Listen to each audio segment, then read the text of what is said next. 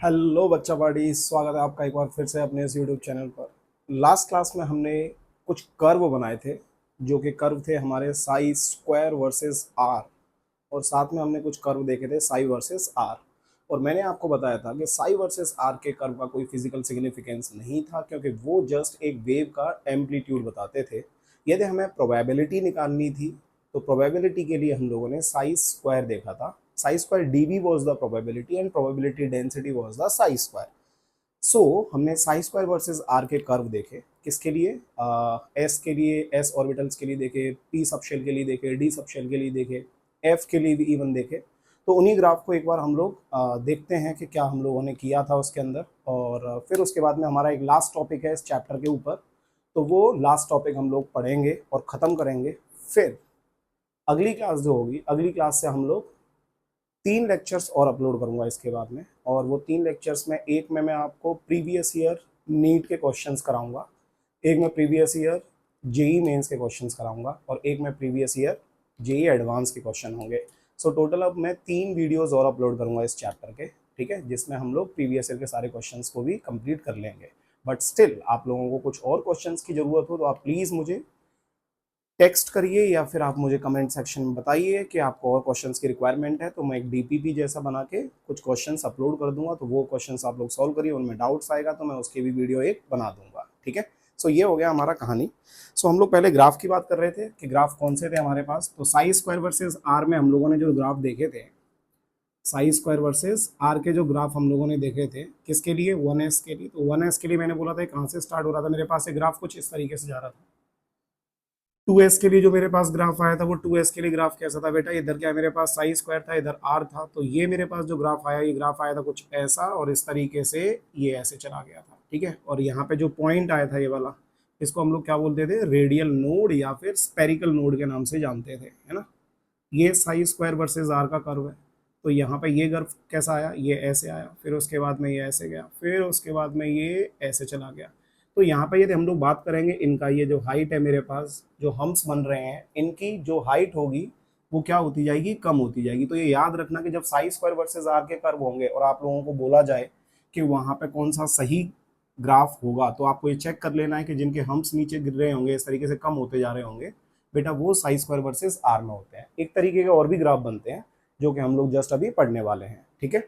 सो ये हो गए साई स्क्वायर वर्सेस आर के कर्व। ये किसके लिए? 1s, ये किसके लिए? 2s, और ये किसके लिए हो गया मेरे पास? 3s। और यहाँ पे जो पॉइंट्स जो मिल रहे थे बेटा, इनको हम लोग बोलते थे रेडियल नोड। क्या बोलते थे इनको? रेडियल नोड, जो कि किसके बराबर होता था? ये फॉर्मूला क्या था मेरे पास? n minus L minus one. तो n minus L minus one, यदि हम लोग 1s की बात करेंगे तो इसके अंदर n का वैल्यू 1 है, l का वैल्यू कितना है? 0। तो यहाँ पे क्या हो जाएगा? 1 माइनस वन, तो ये 0 आ जाएगा। रेडियल नोड कितने हो जाएंगे इसके पास? इसके पास रेडियल नोड हो जाएंगे 0। और रेडियल नोड 0 है, इसीलिए ये वाला कर्व देख रहे हो आप लोग, ये आर को कट नहीं कर रहा है। तो आर की वैल्यू कितनी होनी चाहिए? इन्फिनिटी होनी चाहिए, उस जगह पे जाके ये कट करेगा। तो ये ग्राफ कैसे बनते हैं, क्या है, ये सारी चीजें हम लोग लास्ट लेक्चर में देख चुके हैं। जो बच्चे नए जुड़ रहे हैं इस लेक्चर में, वो प्लीज लास्ट लेक्चर पे जाइए पहले, और आप लोग उसको देखिए अच्छे से कि किस तरीके से ग्राफ बन रहे हैं। ये ऊपर से ही क्यों बना, नीचे से क्यों नहीं बना। तो ये सारे ग्राफ हम लोगों ने with respect to the Schrodinger wave equations, उनसे हम लोगों ने बनाए थे, और हमने ये सारा चीजें कंप्लीट कर लिया था, राइट।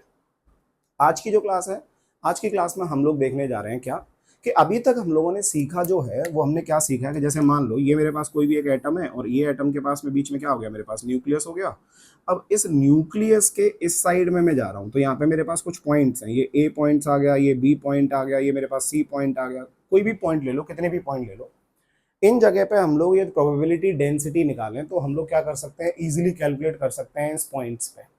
क्या कर सकते हैं? इन पॉइंट्स पे हम लोग इजीली प्रोबेबिलिटी डेंसिटी कैलकुलेट कर सकते हैं। इन पॉइंट्स पे हम लोगों ने अब तक ये सीखा है, जो कि साई स्क्वायर बताता है। बट अब हम लोगों को जो सीखना है वो रेडियल प्रोबेबिलिटी देखनी है। Radial probability density function. Radial probability density function ये होता क्या है?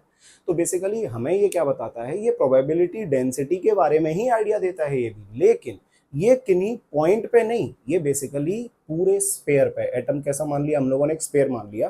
तो पूरे स्पेयर पे जो मेरे पास ये चार्ज डेंसिटी होगा, या फिर रेडियल प्रोबेबिलिटी डेंसिटी होगा, इलेक्ट्रॉन के मिलने की जो संभावना होगी, उसको हम लोग कैसे कैलकुलेट करेंगे, वो हम लोग अब सीखने जा रहे हैं, ठीक है। सो चलिए इसको मैं मिटा देता हूं और शुरुआत करते हैं हम लोग, है ना। सो जो हमारा सब टॉपिक है बेटा आज का जो हमें पढ़ना है उसका नाम है रेडियल प्रोबेबिलिटी डेंसिटी फंक्शन। ये सारा मैंने इसीलिए मिटा दिया क्योंकि हम लोग ये ऑलरेडी पढ़ चुके हैं लास्ट लेक्चर में, ये बस मैंने जस्ट रिकॉल कराया था, है ना। So next is radial probability density function, radial probability density function. इसको हम लोग RPDF के नाम से भी जानते हैं। किस नाम से जानते हैं इसको? RPDF के भी नाम से जानते हैं, ठीक है। अब ये RPDF ये करना क्या है हम लोगों को इसके अंदर, तो बड़े ध्यान से सुनना। मैंने क्या बोला कि मान लो मेरे पास क्या है, ये कुछ इस तरीके से, ये मैंने कोई एक एटम बनाया है, ये न्यूक्लियस हो गया, और ये मेरे पास कैसा है, ये स्पेरिकल टाइप का है। मैंने इस साइड में एक थिकनेस ले रखी है, इसकी थिकनेस ले रखी है क्या, यहाँ पे इसका डिस्टेंस, ये मेरे पास रेडियस कितना है, ये R है बेसिकली। ये कितना है मेरे पास, ये R है। और ये वाली जो थिकनेस है इसकी मैंने ये बोल दिया है कितना, DR। कितना बोल दिया है, ये DR। सो इसको आप ऐसे समझो कि मेरे पास क्या है, एक फुटबॉल है, फुटबॉल जैसा है कुछ, तो उसका जो स्पेयर होगा, जस्ट स्पेयर होगा, स्पेयर, है ना। उस स्पेयर पे प्रोबेबिलिटी डेंसिटी कितनी होगी हमें वो कैलकुलेट करना है। अब उस प्रोबेबिलिटी डेंसिटी को कैलकुलेट करने के लिए हमें क्या देखना पड़ेगा, हमें बेसिकली RPDF फंक्शन देखना पड़ेगा इसके लिए। और उसके लिए क्या पता होना चाहिए हम लोगों को, बेसिकली इसका ये वॉल्यूम पता लग जाएगा तो हम लोग क्या कर सकते हैं, इजीली कैलकुलेट कर सकते हैं कि उसके स्पेयर पे रेडियल प्रोबेबिलिटी डेंसिटी कितना होगा, ठीक है। सो सबसे पहले यदि मैं आप लोगों से बात करूं कि वॉल्यूम ऑफ स्पेयर की यदि हम लोग बात करें, है ना, सो वॉल्यूम ऑफ स्पेयर जो आएगा मेरे पास वो कितना आ जाएगा, तो वॉल्यूम ऑफ स्पेयर अपन लोग क्या बोलेंगे, 4πr²। ये हो जाएगा मेरे पास 4πr²। अब ये तो वॉल्यूम ऑफ स्पेयर हो गया, लेकिन यदि मैं सिर्फ इसी सेक्शन की बात करूं जो मेरे पास ये DR जिसका लिया है मैंने, ये वाले सेक्शन जिसको मैंने शेडेड किया हुआ है, सिर्फ इसके वॉल्यूम की बात करूं तो मुझे मल्टीप्लाई करना पड़ेगा किसके साथ, ये DR के साथ मल्टीप्लाई करना पड़ेगा। बात समझ में आ गया सब लोगों को। तो यहाँ से हम लोगों ने बेसिकली क्या निकाला, ये वॉल्यूम ऑफ स्पेरिकल सेल निकाला। और volume of spherical shell basically कितना होगा मेरे पास, ये इतना आएगा। कौन सा वाला पार्ट, जो कि हमारा ये शेडेड वाला पार्ट है। अब मुद्दा ये आता है कि हम लोगों को रेडियल प्रोबेबिलिटी निकालनी है इस स्पेरिकल शेल के अंदर। रेडियल प्रोबेबिलिटी क्या होगी इस स्पेरिकल शेल के अंदर। सो रेडियल प्रोबेबिलिटी हमें पता है, ये लास्ट क्लास में हम लोग पढ़ चुके हैं ना। एक तो रेडियल प्रोबेबिलिटी बोला था मैंने, और एक मैंने जस्ट प्रोबेबिलिटी बोला था। तो एक रेडियल प्रोबेबिलिटी डेंसिटी बोल सकते हैं, या फिर एक बोलना था मैंने प्रोबेबिलिटी जो होती है बेटा, ये किसके बराबर था, तो ये था मेरे पास R²R बोल सकते हैं अपन लोग, या फिर ψ²R बोल सकते हैं अपन लोग, है ना, ψ²। इसका जो वैल्यू है मेरे पास, इसको मल्टीप्लाई कर रहे हैं किसके साथ, dV के साथ। तो ये वैल्यू जो आ रही है इसको क्या बोलते हैं अपन लोग, प्रोबेबिलिटी बोलते हैं। ये ऑलरेडी मैंने पढ़ा दिया है। और यदि रेडियल प्रोबेबिलिटी की बात करेंगे तो वो जस्ट किसके बराबर होगा, तो मेरे पास वो ψ²R के बराबर होगा, या फिर अपन लोग इसको R²R भी कह सकते हैं, ठीक। तो यदि हम लोग बात करें कि वॉल्यूम ऑफ स्पेयर, सिर्फ इस वाले पार्ट का जो वॉल्यूम है वो है मेरे पास 4πr² इंटू DR ले लिया मैंने, और इसकी रेडियल प्रोबेबिलिटी निकालना है, इस सरफेस के ऊपर रेडियल प्रोबेबिलिटी निकालना है, तो हमें क्या करना पड़ेगा, इस रेडियल प्रोबेबिलिटी से इस वैल्यू को क्या करना पड़ेगा, मल्टीप्लाई करना पड़ेगा। समझ में आया, मतलब जो हमारे पास रेडियल प्रोबेबिलिटी जो आ रहा है, ये वाला वैल्यू ψ²R का वैल्यू, यदि इसको हम लोग इसके साथ मल्टीप्लाई कर देंगे तो हम लोग क्या कर सकते हैं, जो मेरे पास स्पेयर है उस स्पेयर के ऊपर जो DR की मेरे पास थिकनेस मैंने ले रखी है पूरे स्पेयर के ऊपर, वहां पे हम लोग रेडियल प्रोबेबिलिटी निकाल सकते हैं। क्लियर है सब लोगों को। सो यहाँ से हम लोग क्या बोल सकते हैं बेटा, यहाँ से बोल सकते हैं रेडियल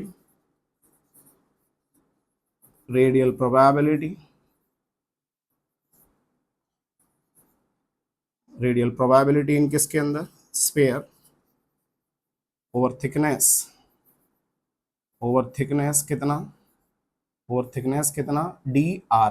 तो DR थिकनेस पे रेडियल प्रोबेबिलिटी कितना होगा, तो मैं यहाँ से कितना बोलूंगा बेटा, ये मेरे पास आ जाएगा 4πr² DR इंटू ये हो जाएगा R²R, या फिर तुम इसी को क्या लिख सकते हो, 4πr² DR इंटू ψ²R। बात एक ही है, समझ में आ गया। सो ये मेरे पास क्या आ गया, ये वो मेरे पास रेडियल प्रोबेबिलिटी आ गई जो कि सिर्फ इस शेडेड वाले पूरे स्पेयर पे है। क्लियर है? अब मैं इसको क्या देखने जाता हूं, अब मैं इसको पर यूनिट ये डीआर के रेस्पेक्ट में ले रहा हूं। मतलब मैं क्या देखने जा रहा हूं, अब मुझे ये दिखाना है radial probability per unit what, per unit what, ये डीआर का डिस्टेंस। तो ये जो है मेरे पास, ये कितना आ गया मेरे पास, थिकनेस आ गया। ठीक है, अब यदि मैं बात करूं किसका, radial probability, radial probability per unit, पर यूनिट थिकनेस, थिकनेस कौन सा है, ये डी आर। तो ये किसके बराबर हो जाएगा, तो इस वैल्यू को मैं क्या कर सकता हूँ, 4 pi are square d r, r square, r को मैं किससे डिवाइड कर सकता हूँ, ये डी आर से डिवाइड कर सकता हूँ। तो ये बेसिकली क्या हो जाएगा, कैंसिल आउट हो जाएगा यहाँ से। तो मेरे पास सिर्फ क्या बचेगा, ये बचेगा 4 pi are square, r square r. अब बेटा जो ये इतनी ये जो टर्म आ रही है ना, बेसिकली ये जो जितनी भी टर्म आ रही है, ये समझ में आ रहा है तो बहुत अच्छी बात है। ठीक है, कि किस तरीके से आ रहा है, हालांकि कोई इतना ज़्यादा टफ चीज़ नहीं बता रहा हूँ मैं, जस्ट बेसिक मैथमेटिक्स है। समझ में आ रहा है तो बहुत अच्छी बात है, यदि नहीं भी समझ में आए तो जस्ट ग्राफ देख लेना, क्योंकि ग्राफ जो आते हैं डायरेक्ट उनके ऊपर क्वेश्चन आएंगे, तो हमें जस्ट सेलेक्ट करना होता है कि 1s के लिए ग्राफ है या 2s के लिए ग्राफ है, लाइक दैट। ठीक है, इसके ऊपर हम लोग कुछ प्रैक्टिस भी करेंगे क्वेश्चंस का।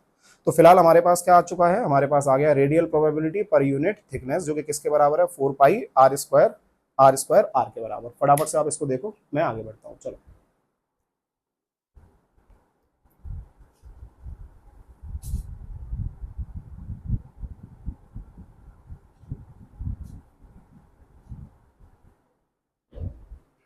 चलिए सो बढ़ते हैं आगे। सो बेसिकली ये वाली चीज हम लोगों को किसके बारे में आइडिया दे रही है, ये बेसिकली हम लोगों को रेडियल प्रोबेबिलिटी का आइडिया दे रही है ओवर अ स्पेयर। और ओवर अ स्पेयर में कौन सा पार्ट है मेरे पास, ये डी आर वाले सेक्शन की मैं बात कर रहा हूँ। ठीक है, सो आरपीडीएफ हमसे कोई पूछेगा कि आरपीडीएफ बेसिकली किस काम में आता है, क्या होता है आरपीडीएफ, रेडियल प्रोबेबिलिटी डेंसिटी फंक्शन क्या है। So it gives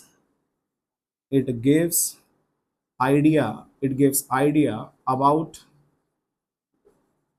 the radial probability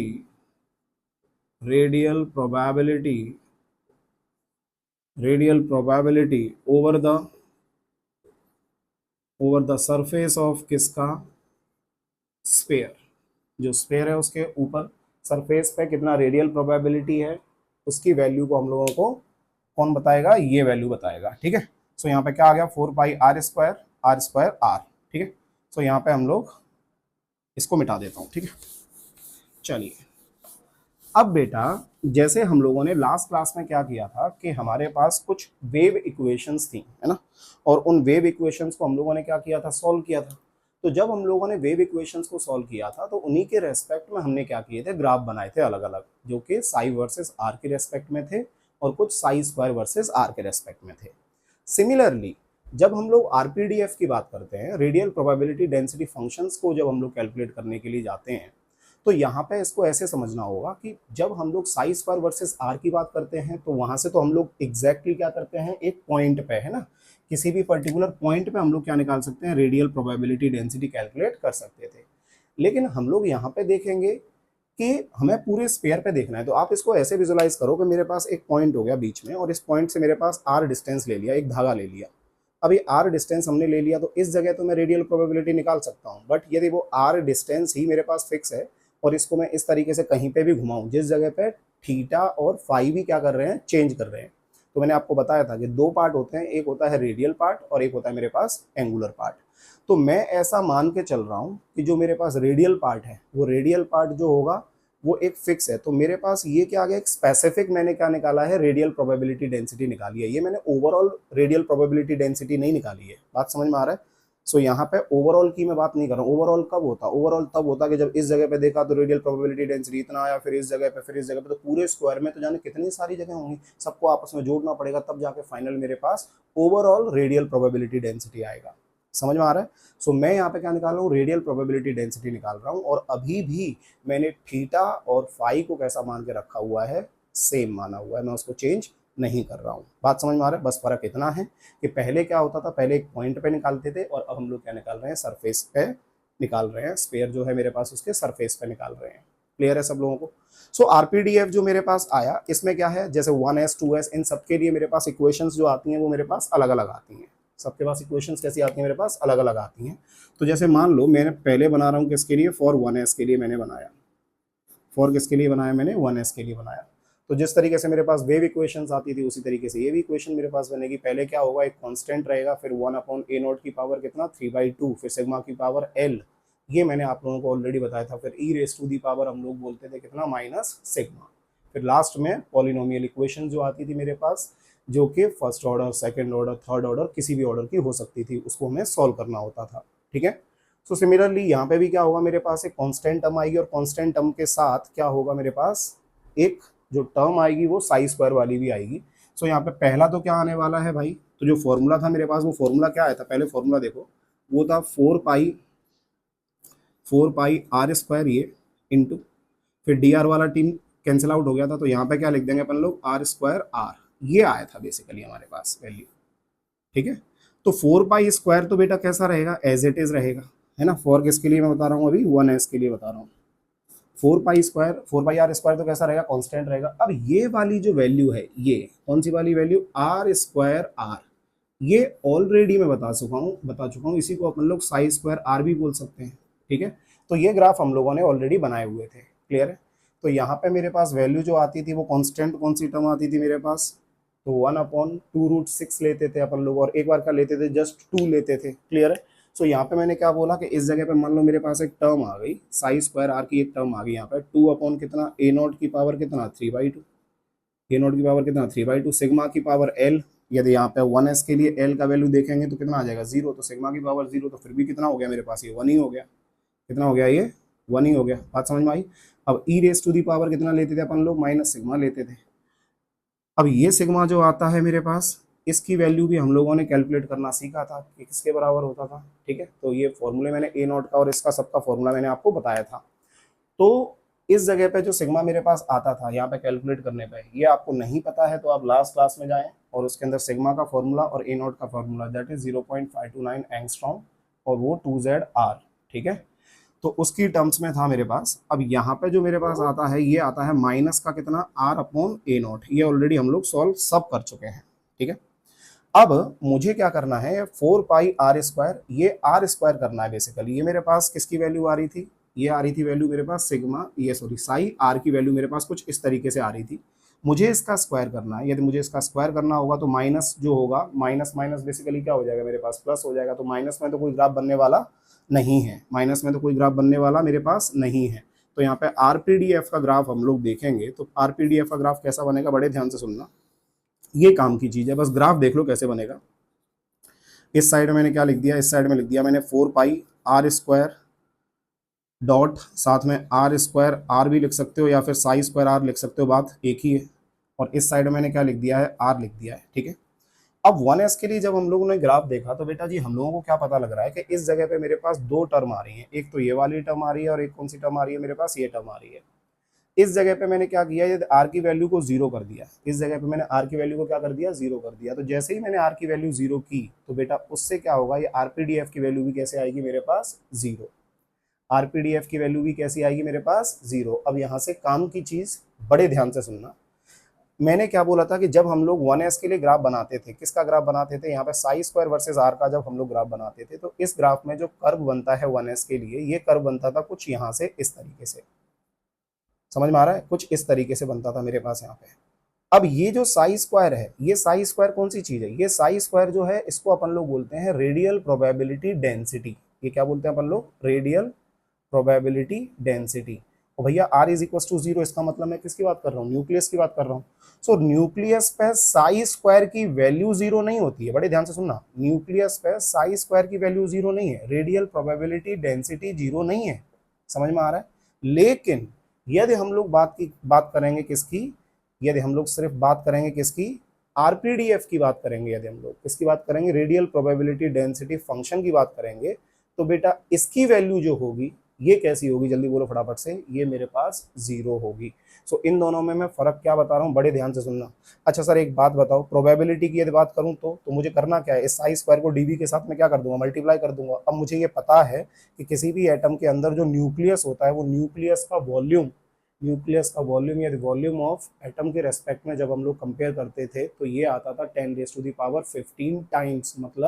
मतलब ये कि एक एटम के अंदर कितने न्यूक्लियस हो सकते हैं, 10⁻15 न्यूक्लियस प्रेजेंट हो सकते हैं। इसका मतलब volume occupied by the nucleus कैसा होगा, एकदम नेग्लिजिबल। तो यहाँ पे डीवी का वैल्यू जो है मेरे पास, ये डीवी का वैल्यू कैसा होता है मेरे पास, टेंस टू जीरो। ये वाला वैल्यू कैसा है मेरे पास, टेंस टू जीरो। सो यहाँ पे यदि हम लोग प्रोबेबिलिटी की बात करेंगे तो प्रोबेबिलिटी वाली टर्म तो मेरे पास क्या होगी, जीरो होगी। प्रोबेबिलिटी तो मेरे पास जीरो होगी, लेकिन रेडियल प्रोबेबिलिटी डेंसिटी मतलब साई स्क्वायर की बात करेंगे तो न्यूक्लियस पे जीरो नहीं होगा। तो इस चीज को विशेष ध्यान देना कि जो साई स्क्वायर है, साई स्क्वायर एट किस जगह पे, न्यूक्लियस। इवन कम क्या, ये तो मैक्सिमम होता है, ज्यादा होता है इस जगह पे।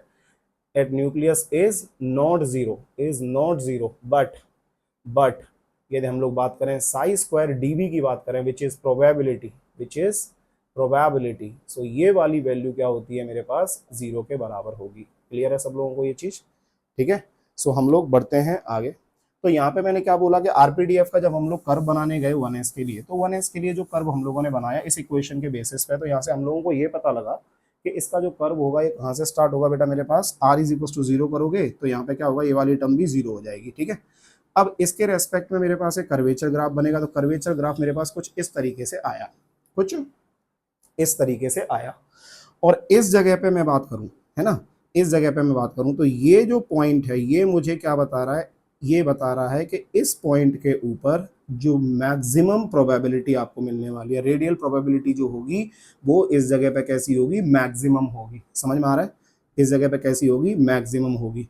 और यहाँ पे ये जो आ रहा है डिस्टेंस, इसी डिस्टेंस को हम लोग क्या बोल रहे हैं, आर मैक्स बोल रहे हैं। क्या बोल रहे हैं, इसी को जल्दी बोलो फटाफट से, आर मैक्सिमम। मतलब ये वो मैक्सिमम डिस्टेंस है जिस जगह पे प्रोबेबिलिटी डेंसिटी जो होगी मेरे पास वो कैसी पाई जाएगी, मैक्सिमम पाई जाएगी। किसके लिए, 1s के लिए। क्लियर है सब लोगों को, जल्दी बोलो फटाफट से, ये किसके लिए हो गया, 1s के लिए।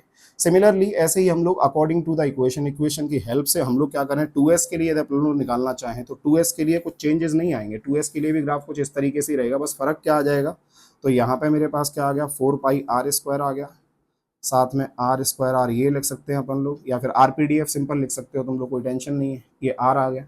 ये ग्राफ क्या होगा, ये ग्राफ जो होगा ये कुछ इस तरीके से जाएगा, फिर ये इस तरीके से टच करेगा, फिर ये इस तरीके से जाएगा, फिर ये इस तरीके से जाएगा। अब इन दोनों में फर्क क्या है, बड़े ध्यान से सुनना, एक और चेंज मैं बताता हूँ आपको, फर्क ये है कि जब हम लोग साई स्क्वायर वर्सेस आर के ग्राफ बनते हैं तो उसमें हम लोग बोलते थे कि ये वाला जो हम्प होगा ये क्या होता जाएगा मेरे पास, छोटा होता जाएगा, ये हम्प क्या होता जाएगा, छोटा होता जाएगा। लेकिन ये एक्सपेरिमेंटली हम लोगों ने देखा, ये वेव इक्वेशन से हम लोगों को ऑब्जर्व हुआ, ये सब एक्सपेरिमेंटल चीजें हैं बेटा। ये जो वेव इक्वेशन से आ रहा है मेरे पास, सॉल्यूशंस आ रहे हैं, उनके बेसिस पर हम लोगों ने ये देखा कि इनके जो रेडियल प्रोबेबिलिटी होंगी किस तरीके से वेरी करेंगी।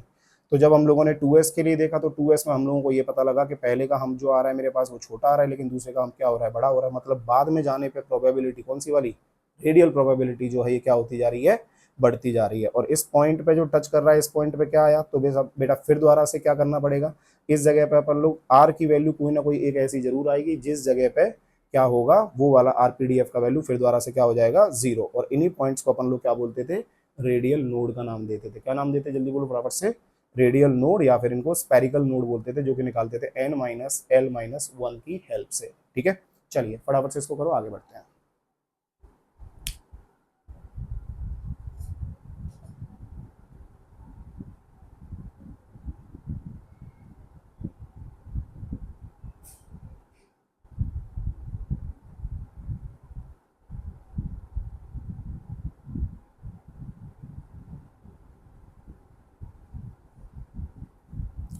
चलो बढ़े बेटा।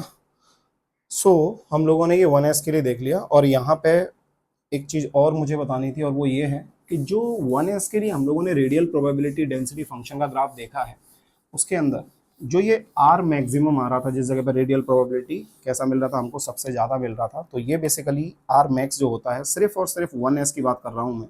1s के लिए जो आर मैक्स देखा गया वो मेरे पास आया कितना, 0.529 एंगस्ट्रॉम। क्या हम लोग बाकी के लिए भी अपन लोग आर मैक्स मतलब ये इसकी वैल्यू और इसकी वैल्यू को कैलकुलेट कर सकते हैं? यस, बिल्कुल कैलकुलेट कर सकते हैं। तो उसको करना क्या पड़ेगा, जो मेरे पास इक्वेशन आएगी उसको क्या करना पड़ेगा, डिफरेंशिएट करना पड़ेगा विद रेस्पेक्ट टू आर। ठीक है, तो हम लोग क्या कर सकते हैं, वैल्यू को सॉल्व कर सकते हैं। क्लियर है। सो यहाँ पे ये 1s के लिए आर मैक्स का वैल्यू मेरे पास इतना आ गया। और दूसरा पॉइंट मैंने आपको वो लिखा दिया है कि जो साई स्क्वायर होगा न्यूक्लियस पे, वो मतलब r इज इक्वल टू 0 पे तो वो 0 नहीं होगा, लेकिन साई स्क्वायर dv की बात करेंगे, प्रोबेबिलिटी की बात करेंगे तो वो 0 होगा, क्योंकि dv का वैल्यू कैसा है मेरे पास, एकदम नेग्लिजिबल है, एकदम ना के बराबर है, मतलब वॉल्यूम ऑफ न्यूक्लियस। ठीक है, चलिए। सो अब जैसे मान लो मैंने क्या किया, मैंने कुछ आरपीडीएफ के, चलो एक कुछ और भी ग्राफ बना लेते हैं ना, कुछ और भी ग्राफ बना लेते हैं। सो बेसिकली अपन लोग बात करेंगे, जैसे मेरे पास 1s का ग्राफ देखा हम लोगों ने ना, ऐसे एक बार और देख लेते हैं। एक ग्राफ मेरे पास कुछ ऐसा है, ये क्या आ गया, आरपीडीएफ लिख देता हूँ मैं यहाँ पे ना, आरपीडीएफ इस जगह पे, और यहाँ पे क्या लिख देता हूँ, ये आर है। ठीक है, अब ये ग्राफ कैसा बना, ये ग्राफ कुछ इस तरीके से बना, कुछ इस तरीके से बना। ये ग्राफ किसका है, तो ये ग्राफ 1s का हो सकता है। ठीक है, या फिर ये ग्राफ किसका हो सकता है, 2p का भी हो सकता है। 2p का क्यों होगा, तो ऐसे देख सकते हैं, n minus L minus one, N का वैल्यू 2 आ जाएगा, p के लिए l का वैल्यू 1 होगा, तो यहाँ पे कितना आ जाएगा, 0, मतलब इसके अंदर भी कोई नोड आने वाला नहीं है। सिमिलरली 3D के लिए भी यही ग्राफ बोल सकते हैं, तो इसके लिए क्या बोल सकते हैं अपन लोग, तो n minus L minus one, तो 3D के लिए n की वैल्यू 3 हो जाएगी, l की वैल्यू कितनी हो जाएगी यहाँ पे 2, 2 माइनस वन, इसके लिए भी 0, तो ये भी इसी के लिए ग्राफ हो सकता है। इवन 4f के लिए भी बोल सकते हैं, तो इसके लिए n minus L minus one कितना होगा, तो n का वैल्यू 4 आ जाएगा, l का वैल्यू 3 हो जाएगा, तो ये भी कितना हो गया, 0 हो गया। तो बेसिकली ये जो ग्राफ होगा, ये ग्राफ जो तुम्हें मिल रहा है, ये ग्राफ किसके लिए होगा बेटा, ये 1s, चाहे 2p बोलो, चाहे 3D बोलो, चाहे 4f बोलो। अब मैं क्या देखने जा रहा हूँ, मुझे बस ये देखना है कि इसके अंदर जो रेडियल प्रोबेबिलिटी का जो डिस्ट्रीब्यूशन है वो किस तरीके से बेसिकली हम लोग देख रहे हैं। तो मान लो यहाँ पे मैंने कुछ पॉइंट लिए, एक ये पॉइंट लिया इस जगह पे, ये वाला पॉइंट, एक मैंने क्या किया बेटा, यहाँ पे कुछ इस तरीके से है ना, एक पॉइंट ये मेरे पास हो गया यहाँ पे, और एक पॉइंट मेरे पास ये हो गया यहाँ पे कुछ ऐसा। ठीक है, अब हम लोग क्या देखने जा रहे हैं कि इस जगह से मैंने क्या किया, कुछ इस तरीके से मैंने एक ऑर्बिट बनाई है ना, कुछ ऑर्बिट इस तरीके से बनाई, एक ऑर्बिट मेरे पास ये है, एक ऑर्बिट मेरे पास ये आ गई, एक ऑर्बिट मेरे पास ये आ गई, तो ये मैंने कुछ ऑर्बिट बना दी। ठीक, ये मेरे पास कुछ न्यूक्लियस आ गया बीच में, तो इसको मैंने क्या बोल दिया, ये S1 है, और ये कौन सा है, S2 है, और ये कौन सा है मेरे पास, S3 है। तो यार मुझे अरेंज करना हो इनका अकॉर्डिंग टू देयर ऑर्डर, तो हम लोग क्या बोल सकते हैं कि यहाँ पे जब मैं लेके आया तो ये S1 का हो गया, ये कौन सा हो गया, ये S2 का हो गया, ये किसका हो गया, S3 का हो गया।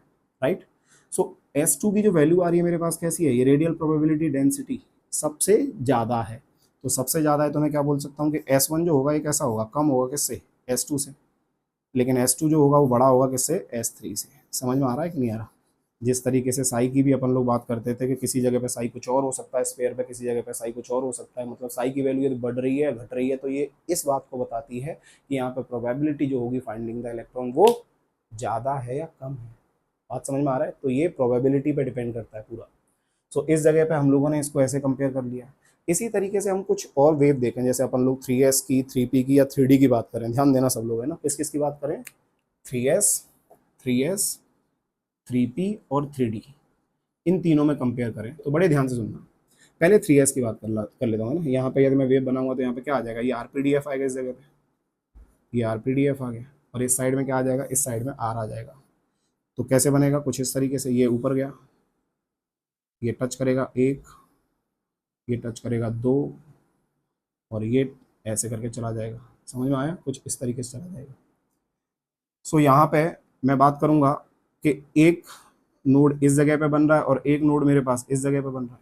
क्लियर है, ये किसके लिए ग्राफ है, तो ये मैंने बोल दिया, मान लो ये मेरे पास 3s के लिए ग्राफ होगा। किसके लिए ग्राफ होगा, जल्दी बोलो फटाफट से, 3s के लिए ग्राफ होगा। ठीक है, तो 3s के लिए n minus L minus one जब निकालेंगे, n minus L minus one जब निकालेंगे बेटा, तो ये किसके बराबर आएगा, तो 3 माइनस एल की वैल्यू कितना, 0। सो यहाँ पे कितना आ जाएगा, 2 आ जाएगा, किसके लिए, 3s के लिए कितना आ जाएगा, 2। तो मतलब इसके अंदर नोड कितने होंगे, रेडियल नोड या स्पेरिकल नोड 2 होंगे, जो कि दिख रहा है हम लोगों को। ठीक, ऐसे ही मैंने क्या किया, इस जगह पे एक और ग्राफ बना दिया। ये ग्राफ किसके लिए है, बड़े ध्यान से सुनना, ये आरपीडीएफ है, और आरपीडीएफ आ गया तो ये 3p के लिए मैं ग्राफ बना रहा हूँ। तो 3p के लिए ग्राफ कैसा बनेगा, ध्यान देना। फिर दोबारा से मुझे क्या निकालना है, नोड देखना है इसमें, n minus L minus one कितना आ जाएगा, तो 3 minus one minus one which is equals to 1। तो इसके अंदर जो नोड बनने वाला है वो नोड कितना बनेगा बेटा, जल्दी जल्दी बोलो फटाफट से, सिर्फ एक ही नोड बनेगा। ठीक है, तो इसमें मैक्सिमम की बात करें तो मैक्सिमम कहाँ पे है, इसके अंदर मैक्सिमम यहाँ पे आ रहा है, इस डिस्टेंस पे आ रहा है। ठीक है, इसके अंदर कैसा बनेगा, कुछ इस तरीके से ग्राफ बनेगा, है ना, इस तरीके से आगे लेके जाएं तो कुछ इस तरीके से बोल सकते हैं, ये हो गया। सो यहाँ पे मैक्सिमम कहाँ आ रहा है, ये मैक्सिमम इधर आ रहा है मेरे पास। क्लियर है। ऐसे ही आरपीडीएफ का ग्राफ देखेंगे किसके लिए, जगह कम है ना, और देख लो बना दूंगा। यहाँ पे आ गया क्या, आर। अब इसमें देखूंगा किसके लिए, 3D के लिए। तो 3D के लिए जब मैं देखूंगा बेटा, तो 3D के लिए क्या आएगा, n minus L minus one, which is 3 minus 2 minus 1 is equal to 0। इसके अंदर कोई भी नोड नहीं आएगा। यदि इसके अंदर कोई भी नोड नहीं आएगा तो इसका ग्राफ कैसा बनने वाला है, इसका ग्राफ कुछ इस तरीके से मिल जाएगा। क्लियर है। ये इसका कुछ मैक्सिमम ये हो गया इस जगह पे। अब हम लोगों से ये कंपेयर करने के लिए आ रहा है कि 3s में, 3p और 3d में आपसे ये पूछा जाए कि किसका आरपीडीएफ का वैल्यू मेरे पास ज़्यादा है, या फिर आर मैक्स में कंपैरिजन कर लेगा कि आर मैक्स किसका ज़्यादा है, जिस जगह पे आपको रेडियल प्रोबेबिलिटी डेंसिटी ज़्यादा मिल रही है। तो बेटा साफ साफ दिख रहा है कि इसके अंदर जो ये 3s होगा, 3s का जो आर मैक्स होगा ये कैसा है मेरे पास, ज़्यादा। ये आर मैक्स का वैल्यू आ गया किसके लिए, 3s के लिए इतना। इसके लिए आर मैक्स की बात करेंगे तो ये आर मैक्स का वैल्यू ये मेरे पास इतना आ रहा है, और इसके आर मैक्स की बात करेंगे तो सिर्फ इतना आ रहा है। तो इन तीनों में कंपैरिजन किया गया कि आर मैक्स का वैल्यू किसका ज़्यादा होगा। तो यहाँ पे हम लोग क्या बोल सकते हैं, आर मैक्स का जो ऑर्डर आएगा, आर मैक्स का जो ऑर्डर आएगा वो क्या ऑर्डर आएगा, जल्दी बोलो फटाफट से। 3D का कैसा होगा, कम किससे, 3p से, और 3p का कम होगा किससे, 3s से। तो आप लोग बोल सकते हो जब आपका n का वैल्यू सेम हो, इफ वैल्यू ऑफ किसका, n मतलब principal quantum number, if value of n is same then फिर किससे चेक करना है हम लोगों को, तो जो आर मैक्स होगा वो हम लोग एल की वैल्यू से चेक कर लेंगे। किसकी वैल्यू से चेक कर लेंगे, जल्दी बोलो फटाफट से, एल की वैल्यू से। इसके लिए एल का वैल्यू कितना है, 0। इसके लिए एल का वैल्यू कितना है, 1। इसके लिए एल का वैल्यू कितना है, 2। जिसका एल का वैल्यू जितना कम होगा उसका आर मैक्स उतना ज्यादा होगा। समझ में आ गया। चलिए, सो ये हुआ, ये हम लोग इस तरीके से क्या कर सकते हैं, कंपेयर कर सकते हैं। ये भी क्या थे मेरे पास, स्टेट थी जहां पे हम लोगों ने कंपेयर किया था किसका वैल्यू, आर मैक्स का वैल्यू। क्लियर है। तो ये ग्राफ हो गए आरपीडीएफ के, किस तरीके से ग्राफ बनते हैं। अब मान लो किसी ने ऐसा पूछ लिया मेरे से, कोई क्वेश्चन दे दिया, और क्वेश्चन कुछ ऐसा है कि कंपेयर करना है मुझे, कंपेयर करना है क्या, आर मैक्स कंपेयर करना है ऑफ किसका। तो एक दे रखा है मेरे को 3s, और एक दे रखा है मेरे को, चलो ये n का वैल्यू तो सेम हो गया है ना। अब l का वैल्यू सेम रखते हैं, एक 2s आ गया और एक 3s आ गया। l का वैल्यू कैसा है, सेम है। l का वैल्यू यदि मेरे पास सेम होगा तो कैसे चेक करेंगे, तो जस्ट n की वैल्यू से चेक करते हैं बेटा। फिर किससे चेक करते हैं, जल्दी बोलो फटाफट से, n की वैल्यू से चेक करते हैं। जिसमें n की वैल्यू ज्यादा होगी उसका आर मैक्स भी ज्यादा होगा। So n is directly proportional to what, R max, मतलब वो डिस्टेंस जहां पर रेडियल प्रोबेबिलिटी डेंसिटी आपको ज्यादा मिलेगा। ठीक है, उतारो।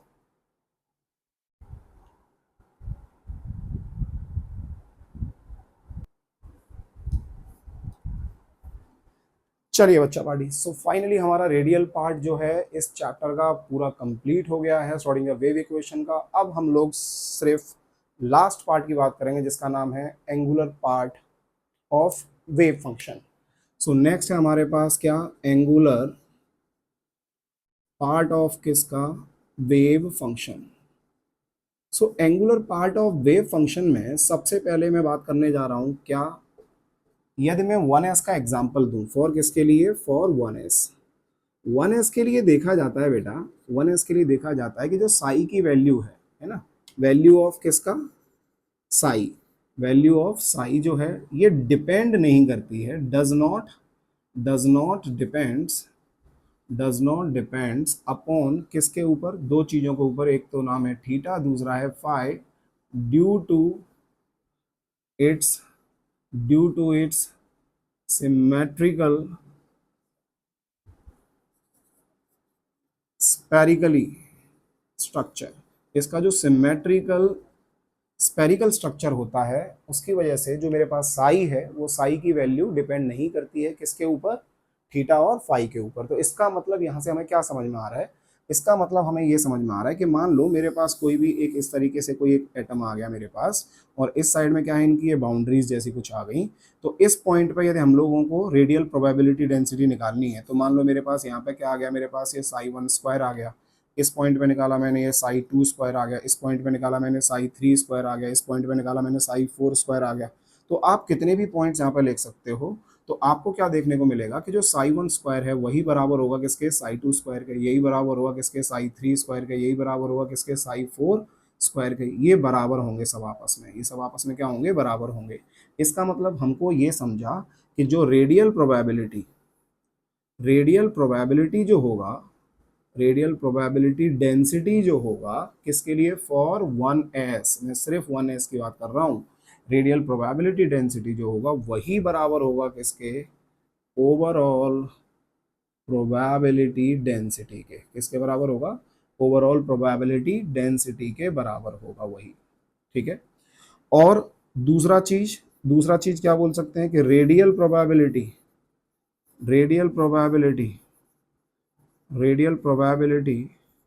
डेंसिटी कहाँ पे बेटा, ओवर सरफेस जो आरपीडीएफ हम लोग जिसको बोल रहे थे, वही बराबर होगा किसके, ओवरऑल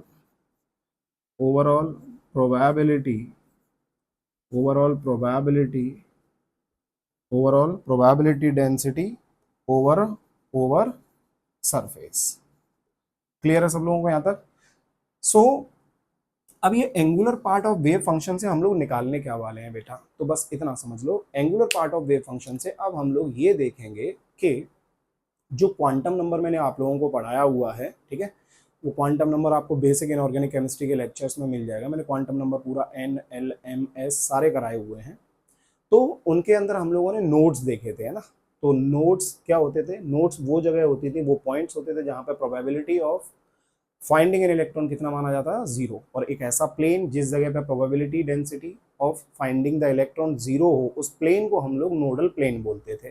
तो इनकी हेल्प से हम लोग क्या कर सकते हैं, नोडल प्लेन को कैलकुलेट कर सकते हैं। तो इनमें भी क्या होगा, हमारे पास क्या होंगी, वेव इक्वेशंस होंगी, और उन वेव इक्वेशंस को हमें क्या करना होता है, सॉल्व करना होता है। और उसके बेसिस पे हम लोग बता सकते हैं कि किस पर्टिकुलर ऑर्बिटल का कहाँ पे नोडल प्लेन नहीं करेगा, मतलब किस जगह पे नोडल प्लेन आएगा, ठीक है। तो उसके ऊपर थोड़ा सा आइडिया लेने के लिए हमें क्या करना पड़ेगा, ये मिटाना पड़ेगा। तो फटाक से आप इसको लिखिए, हम लोग आगे बढ़ते हैं, फिर करिए।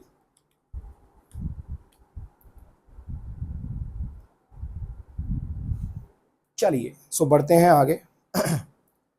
अब मैं क्या कर रहा हूँ, वही एक सेम स्ट्रक्चर बनाना है जैसा हम लोगों ने लास्ट क्लास में बनाया था, ठीक है।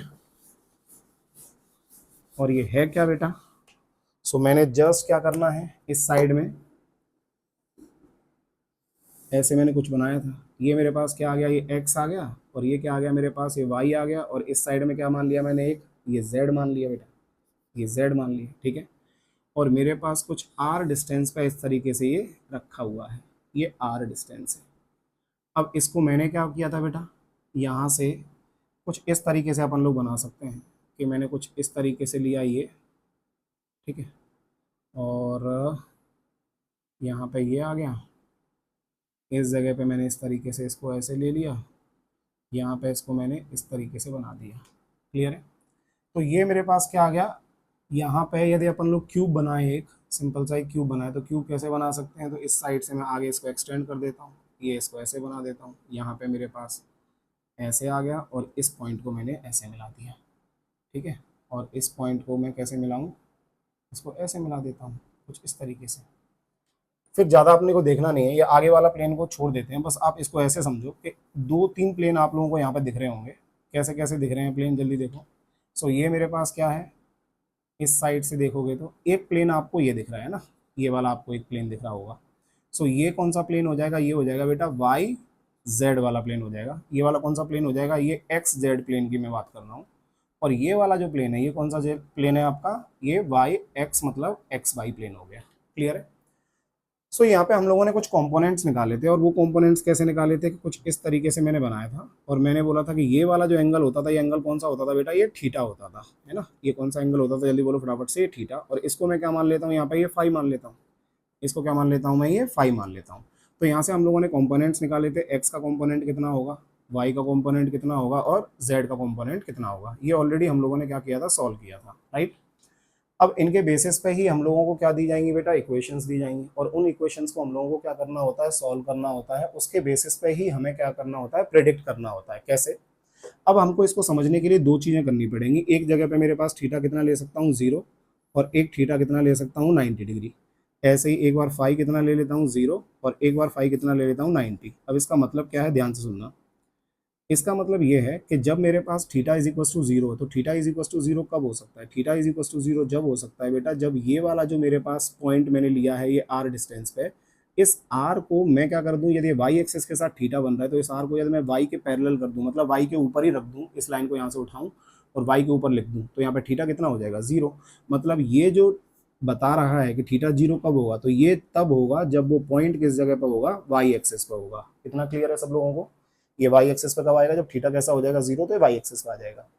थीटा 90 कब होगा? तो थीटा 90 की यदि अपन लोग बात करेंगे तो थीटा 90 कब हो सकता है भाई साहब?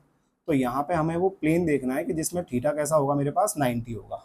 सो हमने क्या किया कि यदि इस वाली लाइन को इस वाले प्लेन में, एक्स जेड प्लेन में मैं किसी जगह पे भी ऐसे घुमाऊंगा ना, मान लो इस वाली लाइन को मैं एक्स के साथ पैरेलल में ले आया तो कितना हो जाएगा? थीटा 90 हो जाएगा। अब इसको मैं ऐसे घुमाता हुआ लेके आ रहा हूँ इस प्लेन में, इस प्लेन के ऊपर ही लेके आ रहा हूँ इस तरीके से, तो यहाँ तक देखोगे तो इस जगह पे, हर जगह पे तुम्हें कैसा मिलने वाला है? थीटा मेरे पास 90 ही मिलने वाला है। ठीक है, तो यहाँ पे अपन लोग बोल सकते हैं कि कौन सा प्लेन हो जाएगा मेरे पास? एक्स जेड प्लेन आ जाएगा। ये क्या आ जाएगा? एक्स जेड प्लेन आ जाएगा। क्लियर है सब लोगों को ये? ठीक। अगला बात करें कि सर जी जब मेरे पास फाई जीरो आ जाएगा तब क्या होगा? तो फाई का वैल्यू मेरे पास ये है, तो फाई का वैल्यू किस जगह पे जीरो होगा? तो ये आर वाले पॉइंट को तुमने क्या किया, आप इस वाले प्लेन को समझो भाई साहब, ये वाला जो प्लेन है, इस वाले प्लेन में आप इस यहाँ से पॉइंट पकड़ो और इस जगह प्लेन में किसी भी जगह पे ले जाओ, सब जगह पे जाने पे ये फाई का वैल्यू कितना हो जाएगा? जीरो। तो ये प्लेन कौन सा आ जाएगा बेटा? आपका वाई जेड प्लेन आ जाएगा। क्या आ जाएगा? ये वाई जेड प्लेन आ जाएगा। यदि फाई का वैल्यू 90 करना है तो फाई का वैल्यू 90 कब होगा? तो फाई की वैल्यू 90 करने के लिए ध्यान दो, ये मेरे पास क्या है? ये वाला एंगल मेरे पास फाई है। ये वाला एंगल कैसा है? मेरे पास फाई है। तो यदि हम लोग कौन से वाले प्लेन में लेके जाएं? एक्स जेड, ये हो गया वाई जेड। तो इस प्लेन में यदि मैं रख दूंगा तो हमेशा फाई कैसा होगा? 90। कैसे? इस पॉइंट के साथ इस प्लेन में कैसे भी घुमा दो इस तरीके से, तो हमेशा कैसा होगा? 90 होगा। तो ये कौन सा प्लेन हो जाएगा? एक्स वाई प्लेन हो जाएगा। ये कौन सा हो जाएगा? एक्स वाई प्लेन हो जाएगा। सो बेसिकली हमारे पास ये कुछ कहानियां निकल के आई सामने, कहाँ से? इस स्ट्रक्चर की मदद से, इस स्ट्रक्चर की मदद से। तो अब हम लोग बात कर रहे हैं, जैसे मान लो किसके लिए बात कर रहे हैं? पी सब शेल में पी ऑर्बिटल्स होती है मेरे पास।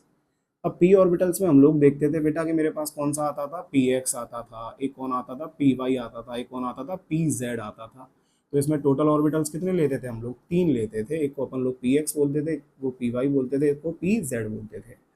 मैंने क्वांटम नंबर आप लोगों को नहीं पढ़ाया है, बट मैंने वो बेसिक इनऑर्गेनिक केमिस्ट्री में पढ़ाया है, इसीलिए मैंने यहाँ से क्या कर दिया था? उसको स्किप कर दिया। तो आप principle, Pauli's exclusive principle, Hund's rule, ये मैंने सब करा चुका हूँ। ठीक है, इसको अपन लोग three fold D generated orbitals भी बोलते हैं। थ्री फोल्ड क्यों बोलते हैं? जिसमें 3 डब्बे आ गए तो उसको थ्री फोल्ड बोलेंगे, जिसमें 5 डब्बे, जैसे डी में 5 डब्बे आते हैं उसको 5 फोल्ड बोलते हैं।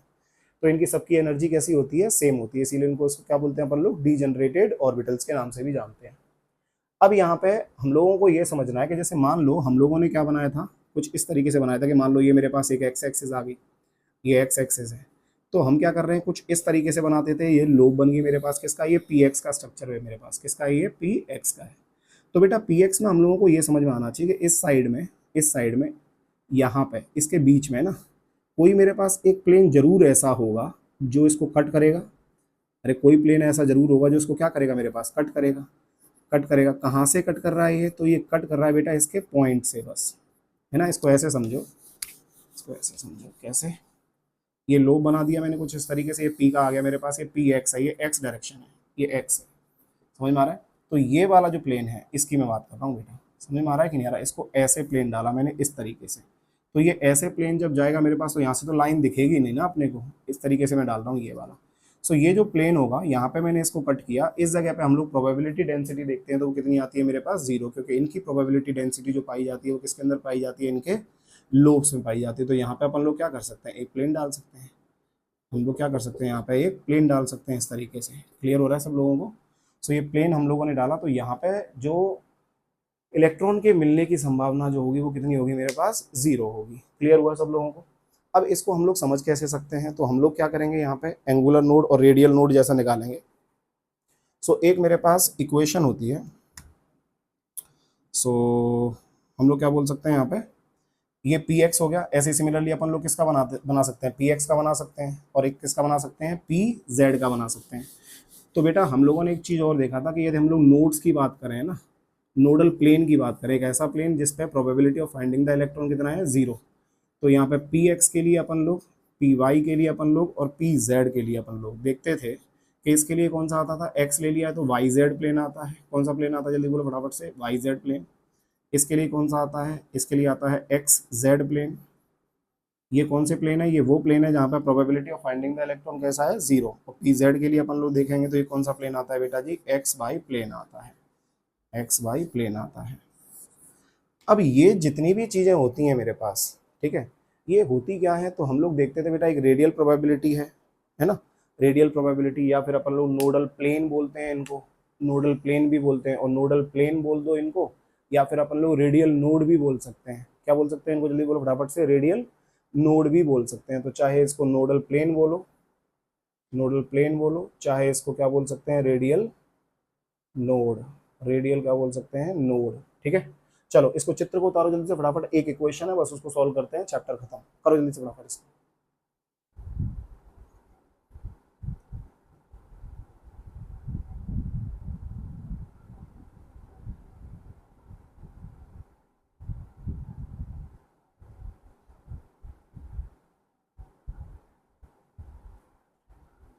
चलो बेटा,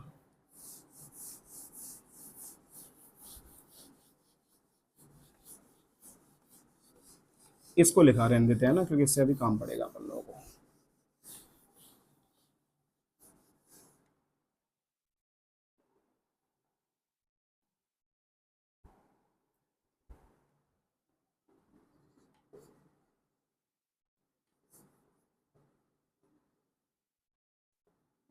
ये मेरे को क्या है, एक इक्वेशन गिवन है, ये क्या है मेरे को, एक इक्वेशन गिवन है। ठीक है, ये क्या है, एक इक्वेशन मेरे पास गिवन है, और ये इक्वेशन से हम लोगों को क्या निकालना है बेटा, बेसिकली हम लोगों को नोड निकालना है कि किस जगह पे या किस प्लेन में नोड होगा। ठीक है, सो एक्स वाई जेड ये ऑलरेडी हम लोग बता चुके हैं कि एक्स का कंपोनेंट क्या होगा, वाई का कंपोनेंट क्या होगा, या फिर जेड का कंपोनेंट क्या होगा। बट इन इक्वेशंस ऐसे ही ना, सबकी इक्वेशंस इसी तरीके से आती है बेटा। पी के लिए इक्वेशंस देखोगे जब नोडल प्लेन निकालोगे तो ऐसी अलग आएंगी, डी के लिए अलग चेक करोगे तो मेरे पास इक्वेशंस अलग आती हैं। ठीक है, जहाँ से हम लोग क्या करते हैं, नोडल प्लेन को कैलकुलेट करते हैं। तो इस जगह पे हम लोग बात करेंगे किस ऑर्बिटल की इक्वेशन है ये, लाइक कौन से ऑर्बिटल की इक्वेशन आएगी, ये पी एक्स की है, या ये पी वाई की है, या फिर ये पी जेड की है। तो हम लोगों को जस्ट ये देखना है कि कॉस थीटा की बात हो रही है, यहाँ पे किसकी बात हो रही है, कॉस थीटा की बात हो रही है। तो थीटा जो है मेरे पास, या तो थीटा कितना हो सकता है मेरे पास, थीटा इज इक्वल टू, या तो हम लोग जीरो डालेंगे या फिर कितना डालेंगे, 90 डालेंगे, यहाँ से चेक करना है ना, या तो थीटा जीरो डालेंगे या फिर अपन लोग कितना डालेंगे, 90 डिग्री डालेंगे। सो हम लोगों को ये पता है कि एक बार जब हम लोग कॉस 90 रखें या फिर कॉस जीरो रखें, तो कॉस जीरो की जो वैल्यू होगी बेटा वो मेरे पास कितनी होती है, ये 1 के बराबर होती है। ठीक है, तो कॉस जीरो मतलब कॉस थीटा, यहाँ पे जीरो रख दिया तो किसके बराबर आ जाएगा, तो कॉस जीरो जो मेरे पास आ जाएगा यहाँ पे किसका आ जाएगा, 1 के बराबर आ जाएगा। और कॉस 90 की बात करेंगे तो वो किसके बराबर आ जाएगा, तो वो जीरो के बराबर आ जाएगा। कॉस 90 की बात करेंगे तो किसके बराबर आ जाएगा, वो जीरो के बराबर आ जाएगा, या फिर कॉस जीरो की बात करेंगे तो 1 के बराबर आ जाएगा। तो कॉस 90 देखो, कॉस 90 की अपन लोग बात कर रहे हैं, कॉस 90 की बात कर रहे हैं, तो कॉस 90 किसके बराबर है, जीरो। यदि कॉस 90 की वैल्यू पे जो मेरे पास यहाँ पे हम लोग क्या देख रहे हैं, वो प्रोबेबिलिटी की बात कर रहे हैं, यदि उसकी वैल्यू मेरे पास कितनी आ रही है, जीरो आ रही है, तो इलेक्ट्रॉन के मिलने की जो टेंडेंसी है वो कैसी है, कॉस 90 पे जीरो है। तो कॉस 90 पे जीरो आने का मतलब कौन सा प्लेन है मेरे पास, वो एक्स वाई प्लेन है। कौन सा प्लेन है जल्दी बोलो फटाफट से, एक्स वाई प्लेन होगा। तो कोई पूछेगा कि इनमें से कौन सी ऑर्बिटल के लिए इक्वेशन है, तो एक्स वाई प्लेन के लिए अपन लोग बात करेंगे बेटा, तो वो आंसर आएगा मेरे पास कौन सा, पी जेड आंसर होगा। क्या होगा, पी जेड आंसर होगा। समझ में आ गया सब लोगों को, ठीक है।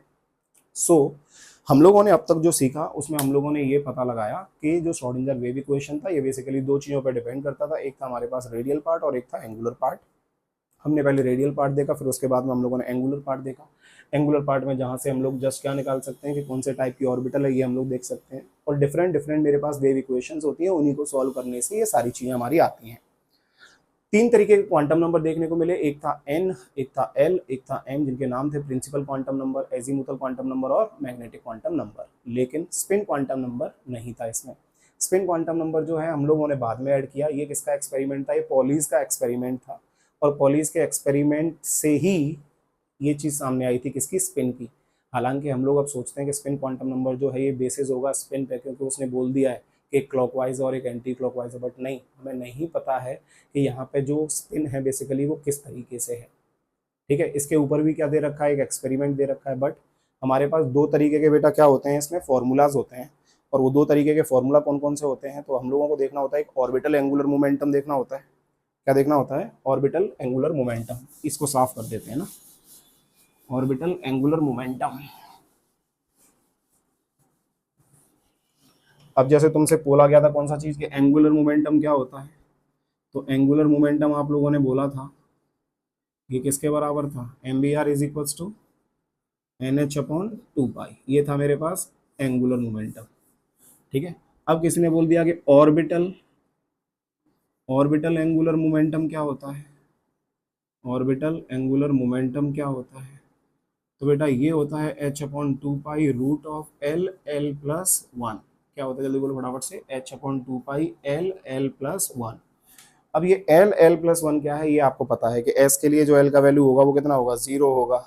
एस के लिए एल का वैल्यू कितना होगा, जल्दी बोलो फटाफट से, जीरो होगा, है ना। एल का वैल्यू जो होगा वो कितना होगा, जीरो होगा। किसके लिए, एस के लिए। पी के लिए कितना होगा, एल का वैल्यू वन होगा। डी के लिए एल का वैल्यू कितना होगा, टू होगा। तो किसी ने जैसे एग्जाम्पल दे दिया, किसी ने पूछा कि कैलकुलेट करो, कैलकुलेट करो क्या, orbital, orbital angular momentum, orbital angular momentum of किसका, ऑफ 3p लिख दो यहाँ पे, 3p, क्या लिख दो, 3p। अब ये p वाला आ गया मेरे पास, तो l का वैल्यू कितना देखने को मिलेगा अपन लोगों को, 1 देखने को मिलेगा। ठीक है, सो l का वैल्यू अपन लोग क्या डाल सकते हैं, इसके अंदर 1 डाल सकते हैं। तो 1 + 1 कितना हो जाएगा, 2, और यहाँ पे कितना है 1, तो √2, तो h/2 पाई √2। इस तरीके से हम लोग क्या कर सकते हैं, वैल्यू को कैलकुलेट कर सकते हैं, समझे। ऐसे ही स्पिन, स्पिन एंगुलर मोमेंटम भी आता है। क्या आता है ये, spin angular momentum, spin angular momentum. अब स्पिन एंगुलर मोमेंटम का सीन क्या है बेटा, जो ये फॉर्मूला है मेरे पास h upon 2 pi as it is है, बस फर्क क्या है, वहां पे एस एस प्लस वन है। क्या है वहां पे, एस एस प्लस वन है। और ये एस क्या है, एस है स्पिन। एस का जल्दी बोलो फटाफट से, एस क्या है, एस है स्पिन। ठीक है, अब इसमें एस स्पिन है, इसको हम लोग समझेंगे कैसे। तो हम लोगों ने क्या एग्जांपल लिया, बेसिकली पॉलीज ने क्या एग्जांपल लिया, यहाँ पे एग्जांपल दे देता हूँ मैं आपको। यहाँ पे उसने क्या लिया, हाइड्रोजन लिया, और यहाँ पे क्या ले लिया, हीलियम। और यहाँ पे क्या ले रखा है बेटा, इस जगह पे मैग्नेटिक फील्ड लगा दिया। यहाँ पे क्या लगा दिया, मैग्नेटिक फील्ड, दोनों के लिए ना, दोनों के लिए क्या लगा दिया, यहाँ पे कुछ मैग्नेटिक फील्ड लगा दिया इस साइड में। यहाँ से देखा कि इसने जब मेरे पास इस तरीके से लाइट मेरे पास जा रही है, तो ये बेसिकली क्या कर रही है, स्प्लिट कर रहा था। ये क्या कर रही है, स्प्लिट कर रही है। लेकिन हीलियम की कैसी है, बेसिकली ये सीधी चलेगी। अब इसके कॉन्फ़िगरेशन की बात करें तो कितना होता है मेरे पास, 1s2, और ये क्या है, 1s1 है। तो बेसिकली जो 1s1 है ये स्प्लिट कर रहा है मेरे पास, तो वो किसकी बेसिस पे स्प्लिट कर रहा है, तो इसके स्पिन की बेसिस पे। तो सर ये क्यों नहीं स्प्लिट किया, ये इसीलिए स्प्लिट नहीं किया बेटा, क्योंकि इसमें 2 इलेक्ट्रॉन है। तो एक ने क्या बोला कि एक जो क्लॉकवाइज होगा उसने कुछ और स्पिन मेरे पास बनाई होगी, स्पिन मूवमेंट आया होगा उसका। तो दूसरा वाला जो होगा मेरे पास, उसका भी अलग ऑपोजिट स्पिन मूवमेंट आया होगा। तो दोनों ने क्या कर दिया होगा, बेसिकली कैंसिल आउट कर दिया होगा। ठीक है, लेकिन इस केस में एक ही था, तो उन्होंने क्या देखा कि उनकी भी 2 अलग अलग स्पिन हो सकती हैं। या तो उसको बोल दिया प्लस हाफ, क्या बोल दिया उसको, प्लस हाफ, या फिर उसको बोल दिया माइनस हाफ। तो चाहे प्लस हाफ बोल सकते हैं या फिर माइनस हाफ बोल सकते हैं। बेसिकली ये जस्ट स्पिन नहीं है कि जो इलेक्ट्रॉन है वो इलेक्ट्रॉन रिवॉल्व कर रहा है, जैसे अर्थ हमारा घूमता है इस तरीके से इलेक्ट्रॉन घूम रहा है, तो वो इलेक्ट्रॉन की हम लोग स्पिन लेंगे कि क्लॉकवाइज होगा। बस उसको सिंपल बनाने के लिए हम लोग उसको क्या बोल देते हैं, क्लॉकवाइज है, एंटी क्लॉकवाइज है। बट जनरली अभी तक किसी को कंफर्म नहीं है कि बेसिकली ये स्पिन एग्जैक्ट है क्या, उसका मूवमेंट होता कैसे है। बात समझ में आ रही है। सो यहाँ से हम लोग निकाल सकते हैं क्या, स्पिन एंगुलर मोमेंटम। सो स्पिन एंगुलर मोमेंटम का बच्चा पार्टी फॉर्मूला ये आ गया, जिस जगह पे हम लोगों को क्या लेना होता है, पॉजिटिव लेना होता है स्पिन। इसके ऊपर भी मैंने क्वेश्चंस कराए हुए हैं सब कुछ, इसके ऊपर भी मैंने ये फॉर्मूला कराया हुआ, ये हम लोग पढ़ ही चुके हैं। तो ऑलमोस्ट हमारा जो चैप्टर है बच्चा पार्टी फाइनली आज कंप्लीट होता है। ठीक है, ये हमारा चैप्टर जो था ये क्या हुआ, कंप्लीट हुआ। सो बच्चा party, thank you all for supporting me, है ना। सो आप बस ऐसे ही अपना प्यार बनाए रखिए और लेक्चर्स देखिए और क्वेश्चंस प्रैक्टिस करते रहिए, क्योंकि फिजिकल ऐसी सब्जेक्ट है बेटा कि इसके अंदर थ्योरी चाहे कितना भी पढ़ लो, न्यूमेरिकल से तुम लोग सॉल्व नहीं करोगे तो ये सब्जेक्ट कभी भी हमको नहीं आएगी। और सबसे ज़्यादा प्रॉब्लम नीट वाले स्टूडेंट्स के लिए होता है, क्योंकि उनके लिए कैलकुलेशंस ऐसा कि लाइक कैलकुलेशंस आ जाती है तो वो एकदम दूर भाग जाते हैं। ठीक है, सो ऐसा नहीं करना है, प्रैक्टिस करना बहुत ज़रूरी है। हो सकता है ये डराएंगी, बहुत सारे फॉर्मूले हैं, अभी जस्ट नया पहला चैप्टर है, बहुत सारे फॉर्मूले तो हमें याद नहीं रहता कि कौन कौन से फॉर्मूले किस जगह पे यूज़ होते हैं। बट हाँ, मुझे इतना पता है कि यदि हम लोग किसी पर्टिकुलर एक फॉर्मूले के ऊपर 8 से 10 क्वेश्चन सॉल्व कर लेंगे तो हमें एग्जैक्टली ये आइडिया हो जाता है कि क्वेश्चन क्या पूछ रहा है और हमें चमक जाता है कि हमें कौन सा फॉर्मूला इसके अंदर यूज़ करना है। सो ये सारी चीज़ें जो हैं ये सिर्फ एक ही चीज़ पर डिपेंड करती हैं, और वो कौन सी चीज़ है? प्रैक्टिस। सो मुझे उम्मीद है कि आप लोग ये चैप्टर पढ़ने के बाद प्रैक्टिस करोगे। मैं आपके साथ 3 वीडियो लेक्चर, जैसा मैंने स्टार्टिंग में आपको बताया था, 3 वीडियो लेक्चर्स बनाऊंगा जिसमें हम लोग प्रीवियस ईयर को कवर करेंगे। तब जाके इस चैप्टर को क्या करेंगे? अंत।